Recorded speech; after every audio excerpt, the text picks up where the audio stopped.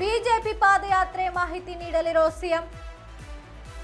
High command okay ಅಂದ್ರೆ ನಾಗೇಂದ್ರ ರಾಜೀನಾಮೆಗೆ ಸೂಚನೆಯನ್ನ ನೀಡಲಾಗುತ್ತೆ. ಇಂದು ಸಂಜೆ ರಾಜೀನಾಮೆ ನೀಡಲಿದ್ದಾರೆ ನಾಗೇಂದ್ರ. ನಾಳೆ ಬೆಳಗ್ಗೆ ದೆಹಲಿಗೆ ಹೊರಡಲಿದ್ದಾರೆ ಸಿಎಂ ಡಿಕೆ ಶಿವಕುಮಾರ್. ಅದಕ್ಕೂ ಮುನ್ನವೇ ರಾಜೀನಾಮೆ ಪ್ರಸ್ತಾಪ ಇಟ್ಟಿದ್ದಾರೆ ಬಿ ನಾಗೇಂದ್ರ. ಇಂದು ಮಧ್ಯಾಹ್ನವೇ ಹೈಕಮಾಂಡ್ಗೆ ಸಿಎಂ ಈ ಮಾಹಿತಿಯನ್ನ ನೀಡುವಂತಹ ಸಾಧ್ಯತೆ ಇದೆ. ಇನ್ನು ಪ್ರಸಕ್ತ ಪರಿಸ್ಥಿತಿ ಮತ್ತು ಬಿಜೆಪಿ ಯಾತ್ರೆಯ ಮಾಹಿತಿಯನ್ನ ನೀಡಲಿರೋ ಸಿಎಂ ಈಗ ಹೈಕಮಾಂಡ್ ಓಕೆ ಅಂತಂದ್ರೆ ನಾಗೇಂದ್ರ ರಾಜೀನಾಮೆಗೆ ಸೂಚನೆ ನೀಡಲಾಗುತ್ತೆ.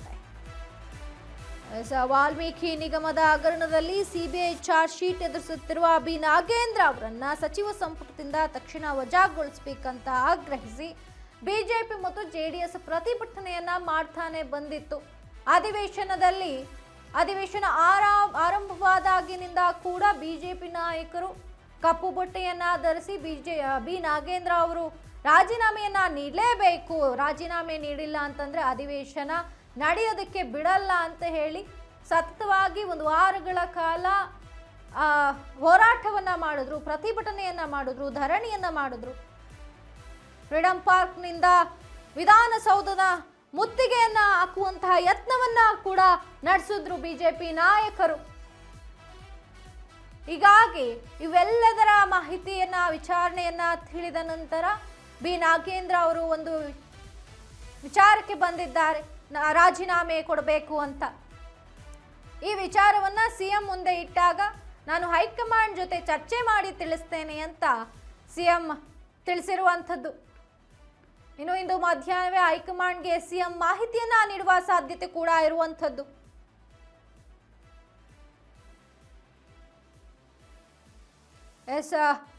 ಇನ್ನ 3 ದಿನಗಳ ಕಾಲ ನಡಿಬೇಕಾಗಿರುವಂತಹ ಅಧಿವೇಶನ, ಈ ವಿಚಾರವನ್ನೇ ದಿನಾಲೂ ಕೂಡ ವಿಚಾರಣೆಗೆ ಬಂದಿರುವಂತಹ ಪ್ರತಿಭಟನೆಗಳನ್ನ ನೋಡಿ ಇನ್ನು ಆಗಸ್ಟ್ 27ರವರೆಗೆ ನಡೆಯಬೇಕಾಗಿದ್ದ ಅಧಿವೇಶನ 3 ದಿನಗಳ ಮುಂಚೆಯೇ ಮುಕ್ತಾಯವಾಗಿದೆ. ಬಿ ನಾಗೇಂದ್ರ ಅವರ ರಾಜೀನಾಮೆ ನೀಡಲೇಬೇಕು ಅಂತ ಬಿಜೆಪಿ ನಾಯಕರು ಆಗ್ರಹವನ್ನ ಮಾಡಿದ್ರು, ಬಿಗಿಪಟ್ಟನ್ನ ಹಿಡ್ಕೊಂಡಿದ್ರು. ಹಾಗಾಗಿ ಅಧಿವೇಶನವನ್ನ 3 ದಿನಗಳ ಮುಂಚೆಯೇ ಮುಕ್ತಾಯ ಮಾಡಲಾಗಿತ್ತು ಈ ವಿಚಾರದ ಕುರಿತಂತೆ. ಇನ್ನು ಬಿ ನಾಗೇಂದ್ರ ಅವರು ಈ ವಿಚಾರವನ್ನ ವಿಚಾರಿಸಿಕೊಂಡು ನೋಡಿಕೊಂಡು ಈಗ ಒಂದು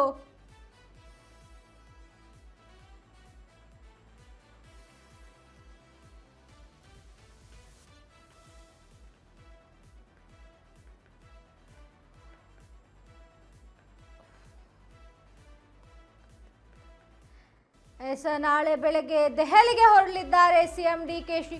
ಅದಕ್ಕೂ ಮುನ್ನವೇ ರಾಜೀನಾಮೆ ಪ್ರಸ್ತಾಪವನ್ನ ಇಟ್ಟಿರುವಂಥದ್ದು ಬಿ ನಾಗೇಂದ್ರ. ಇನ್ನು ಇಂದು ಮಧ್ಯಾಹ್ನವೇ ಹೈಕಮಾಂಡ್ಗೆ ಸಿಎಂ ಮಾಹಿತಿ ನೀಡುವಂತಹ ಸಾಧ್ಯತೆ ಇದೆ. ಪ್ರಸಕ್ತ ಪರಿಸ್ಥಿತಿ, ಬಿಜೆಪಿ ಪಾದಯಾತ್ರೆ ಮಾಹಿತಿ ನೀಡಲಿದ್ದಾರೆ ಸಿಎಂ. ಹೈಕಮಾಂಡ್ ಓಕೆ ಅಂತಂದ್ರೆ ನಾಗೇಂದ್ರ ರಾಜೀನಾಮೆಗೆ ಸೂಚನೆಯನ್ನ ನೀಡಲಾಗುತ್ತೆ. ಇಂದು ಸಂಜೆಯೇ ರಾಜೀನಾಮೆ ನೀಡಲು ಸಿದ್ಧವಾಗಿದ್ದಾರೆ ಬಿ ನಾಗೇಂದ್ರ. ನಿಗಮದಿಂದ ಲೂಟಿ ಮಾಡಲಾದ ವಾಲ್ಮೀಕಿ ಹಗರಣ ಏನಿದೆ, ಆ ನಿಗಮದಿಂದ ಲೂಟಿ ಮಾಡಲಾದ ಸುಮಾರು 89.63 ಕೋಟಿ ರೂಪಾಯಿ ಹಣವನ್ನ ಬಳ್ಳಾರಿ ಲೋಕಸಭಾ ಚುನಾವಣೆ ಹಾಗೆ ತೆಲಂಗಾಣ ಚುನಾವಣೆಗಳಿಗೆ ಬಳಸಲಾಗಿದೆ ಅಂತ ಪ್ರತಿಭಟನಾಕಾರರು ಗಂಭೀರ ಆರೋಪವನ್ನ ಕೂಡ ಮಾಡಿದ್ರು. ಈ ಕುರಿತಂತೆ ಬಿ ನಾಗೇಂದ್ರ ಜೈಲುವಾಸವನ್ನ ಕೂಡ ಅನುಭವಿಸಿದ್ರು, ಮತ್ತೆ ಬೇಲನ್ನ ಪಡ್ಕೊಂಡು ಆಚೆ ಬಂದಿದ್ರು. ಹಾಗೆ ಇನ್ನು 3 ವಾರಗಳ ಹಿಂದೆಯಷ್ಟೇ ಸಚಿವರಾಗಿ ಪ್ರಮಾಣ ವಚನವನ್ನ ಸ್ವೀಕರಿಸಿದ್ರು ಬಿ ನಾಗೇಂದ್ರ. ನಂತರ ಅಧಿವೇಶನ ಆರಂಭವಾಯಿತು. ಅಧಿವೇಶನದಲ್ಲಿ ಹಗರಣಗಳನ್ನ ಇಟ್ಟುಕೊಂಡು 25ಕ್ಕೂ ಹೆಚ್ಚು ಕೇಸ್ಗಳನ್ನ ಇಟ್ಕೊಂಡು ಸಚಿವರನ್ನಾಗಿ ಹೆಂಗ್ ಮಾಡಿದ್ರಿ ನೀವು ಅನ್ನುವಂತ ಪ್ರಶ್ನೆಗಳು ಕೂಡ ಭುಗಿಲೆದ್ದಿದ್ವು. ಈ ಕುರಿತಾಗಿ ಬಿಜೆಪಿ ನಾಯಕರು ಅಧಿವೇಶನ ಆರಂಭವಾದಾಗಿನಿಂದಲೂ ಕೂಡ ಹೋರಾಟವನ್ನ ಮಾಡ್ಕೊಳ್ತಾನೆ ಬಂದ್ರು.